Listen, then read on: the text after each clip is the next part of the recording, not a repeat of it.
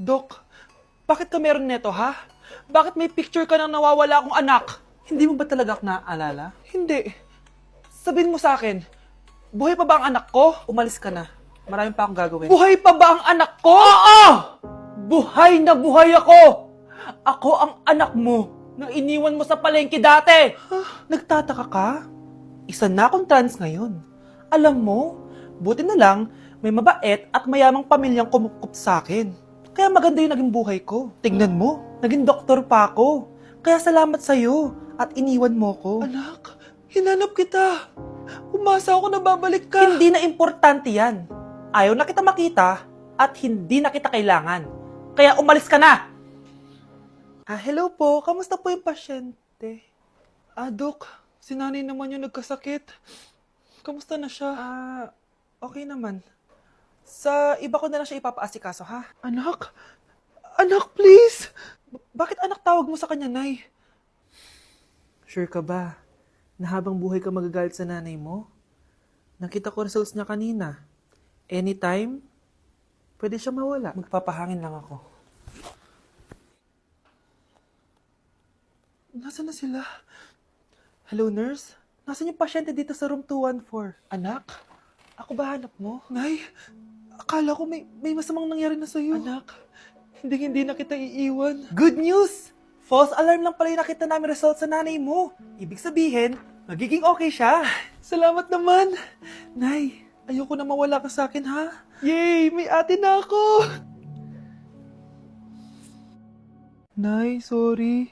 Napagastos ka pa tuloy sa pagpapa-hospital sa akin. Ano ka ba, anak? Nawala na nga sa akin yung kuya mo, di ba?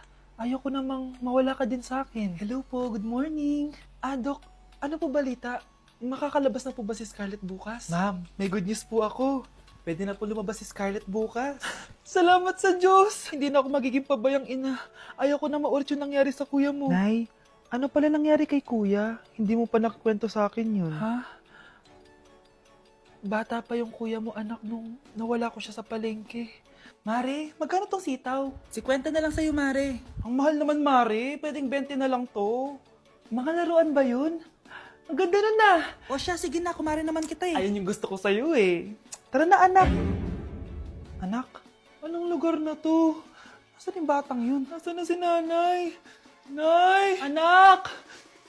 Ate, may nakita po kayong bata dito? Ay, wala po akong nakita eh. Nasaan na ba yun? Anak! Simula noon, hindi ko na nakita yung kuya mo, Scarlett. Hanggang sa may pumuntang pulis sa bahay natin. Ang sabi nila, patay na daw siya. Grabe naman yung nangyari kay Kuya Nay. Ang lungkot naman po pala nung nangyari sa kuya ni Scarlett. Sige na po, ma'am. Kailangan ko pa pong bisitahin yung mga ibang pasyente. Sige po, Dok. Salamat po. Anak, ang importante, makakauwi ka na bukas. Opo, Nay. Makakapag-thirst trap na ako ulit.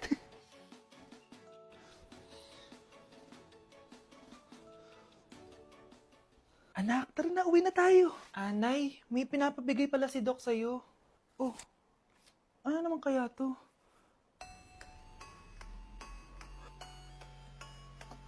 Paano nangyari yun? Anak, nakita mo ba yung cellphone ng tatay mo? Nilagay ko dun sa loob ng kabaong niya bago siya ilibing. Ha? Ba't mo naman ginawa yun, anak? May mga importante laman dun. Baka sakaling buhay pa siya para matawagan niya ako. Ay, Diyos ko talaga tong batang to.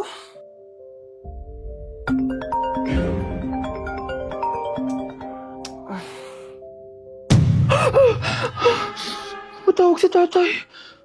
Nay, kailangan natin pumunta sa sementeryo. Tumawag sa akin si tatay. Anak, pwede ba? Wala akong oras makipagbiruan sa'yo. Marami pa ako tatapusin trabaho. Pero Nay, pag di ka pa tumigil, kukunin ko yung cellphone mo. Tay, sumagot ka. Alam kong buhay ka. Sa lahat ng pwede kong makita, ikaw pa talaga. Jessica, tinatawagan ko lang tatay ko. Nababaliw ko na talaga, no? Patay na tatay mo, di ba? Baliw. Hindi, buhay siya. Ito tandaan mo. Kapag hindi ka pa tumigil sa kabaliwan mo, susunod ka na sa tatay mo. Sinabihan akong baliw ni Jessica tapos sinaktan niya ako. Totoo naman, di ba? Nabuhay ka. Anak, nabalitaan mo na ba? Ha? Ang alin, Nay? Patay na si Jessica. Natagpuan siyang walang buhay dyan sa may ilog. Ano? Ay, Diyos ko, kawawang bata. Tay, sumagot ka na, please. Ikaw! Ikaw ang pumatay sa anak ko! Ano? Eh, siya nga to ng away sa akin eh. Ikaw ang huli niyang kasama. Tandaan mo to. Isusunod kita sa tatay mo. Tay, hindi ko na alam gagawin ko. Sinisisi ako ng nanay ni Cheska sa pagkamatay ng anak niya. Natatakot ako. Anak, yung nanay ni Cheska. Oh, bakit nay? Pinatay daw. Binitin sa may puno. Ano? Nakakatakot na dito sa barangay natin, anak. Sinong pumapatay sa kanila? Nay, may tao. Sino po sila? Magandang araw po. Ako po si Detective Jason. Ako ang may hawak sa investigation case sa pagkamatay ni Cheska at ng kanyang nanay. Bakit kayo nandito? Dahil dito.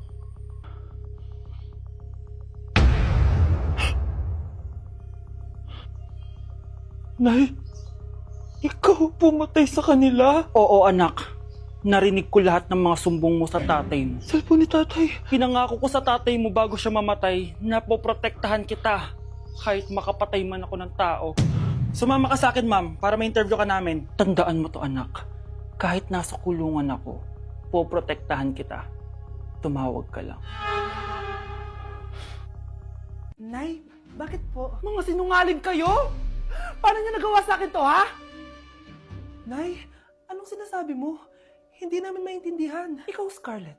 Sabi mo doktor ka, di ba? Bakit katulong ang trabaho mo sa New York, ha? Nay. Ikaw, Brianna. Teacher ka, di ba? Bakit nakita ka nilang nasa bar at sumasayaw-sayaw ka pa? Ikaw, Michael. Akala ko may engineer na ako. Ngayon pala, nangi-scam ka lang ng tao! Bakit niyo tinago sa akin to, ha? Nay, hindi kasi ako nakapasa bilang nurse sa New York. Sabi nila, mas magaling kasi talaga si Brianna compare sa akin. Kaya rumakit muna ako bilang katulong para makapag-aral ulit. Oo, Nay! Sumasayaw ako sa bar. Pero di ko binibenta ang katawan ko. Kinilangan ko lang yung pera para makagraduate na ako bilang teacher. Ayoko na kasi manghingi sa'yo eh. Ang baba kasi ng sweldo ng engineer, Nay. Kaya humanap ako ng paraan para kumita ng pera. Alam ko mali ang pagiging scammer pero yun ang bumuhay sa akin, Nay. Mga anak! Sana sinabi niyo sa akin. Pamilya tayo dito, diba? Magtutulungan tayo. Bakit tinago niyo sa akin? Natakot kasi kami, Nay, na baka ma-disappoint ka namin. Alam kasi namin yung paghihirap mo. Mapag-aral lang kami. Anak ko kayo. Gagawin ko lahat para sa inyo. Sa tingin niyo ba hindi ko kayo tatanggapin, ha? Kaya itigil niyo yung mga ginagawa niyo. Lalo ka na, Miguel! Opo, Nay. Sama-sama tayong bumangon. Nay, sorry. Wow, ang sweet naman. Isa ka pa. Gusto mo talaga masira itong pamilya namin, no? Lumayas ka dito, pamilyang peke! Ano? Palibhasa, di ka mahal ng pamilya mo. Mga ate, kuya, proud pa rin kami sa inyo. Mga anak, simula ngayon, sama-sama na tayo, ha? Walang iwanan at walang magtatago. Ha? Promise? Promise, Nay. Hindi na kami magtatago.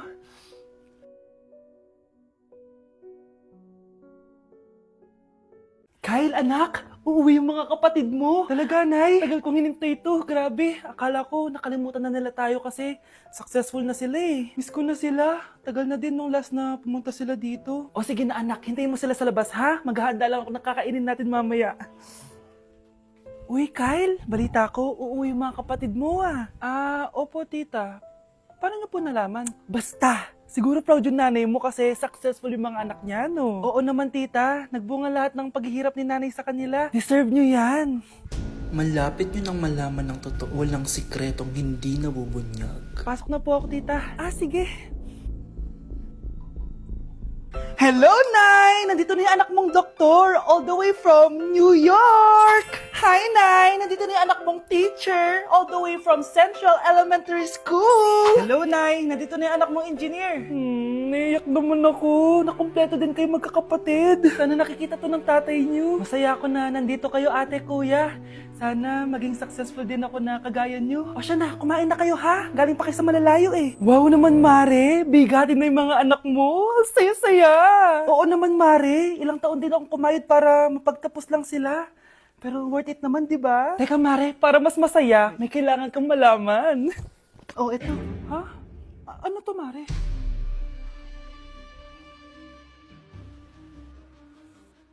Nay, bakit po? Mga sinungaling kayo? Paano niyo nagawa sa akin to, ha?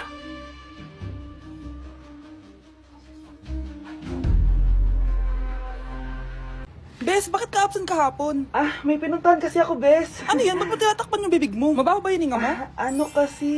Hala, naka-braces na si Scarlett! Kaya siguro absent siya kahapon. Bes, magkano yung braces mo? Di ba mahal yan? Rich kid ka siguro. 5K lang to, pero naka-promo kasi sila, kaya 3K na lang. Ako na rin nag-change ng rubber kasi kamahal man. Nandito ba si Scarlett? Present po, ma'am. Anong present? Ayusin mo nga magsalita.